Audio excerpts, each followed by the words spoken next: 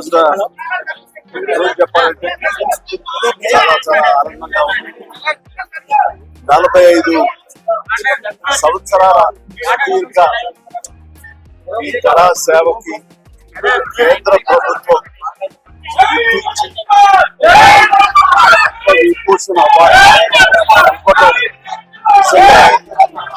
చాలా ఆనందంగా ఉంది. సో భారత ప్రభుత్వానికి దానికి వెనకుండి ఈ అవార్డు రావడానికి కారణభూతమైన ప్రతి ఒక్కరికి నా హృదయపూర్వక ధన్యవాదాలు తెలియజేస్తున్నాను.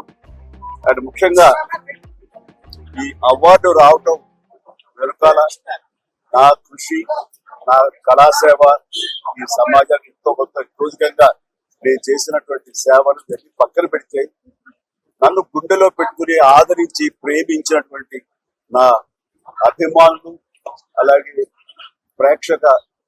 ప్రేక్షకులు, అలాగే నాకు ఎన్నో అవకాశాలు ఇచ్చి ఈ రోజున నన్ను నేను దాకా తీర్చిదిద్దుకోవడానికి కారణభూతమైనటువంటి నా డైరెక్టర్స్ కి, నా నిర్మాతలకి, నా ఇతర టెక్నీషియన్స్ కి, ప్రతి ఒక్కరికి ఎవరైతే దోహదపడ్డారో ప్రతి ఒక్కరికి నేను ధన్యవాదాలు తెలియజేసుకుంటూ ఈ అవార్డు ఇదంతా వారి సహకారం నేను ఎత్తు ఎదగడానికి కారణమైనటువంటి వారందరిది కాబట్టి ఈ సందర్భంగా మరొకసారి నా సంతోషాన్ని తెలియజేసుకుంటూ నేను ధన్యవాదాలు తెలియజేస్తున్నాను.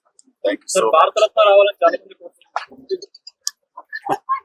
ఏ టైంకి ఏం రావాలో అది వస్తుంది తప్ప అది రావాలని ఆశ పెడితే వచ్చేది కాదు.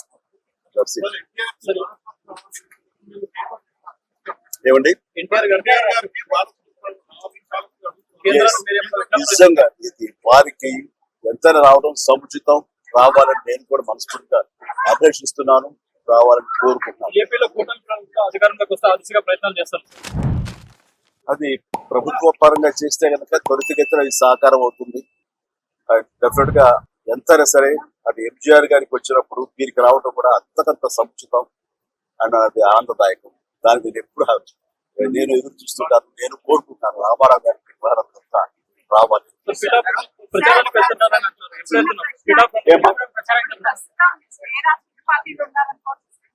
నేను రాజకీయాలకు అతీతంగా ఉన్నాను.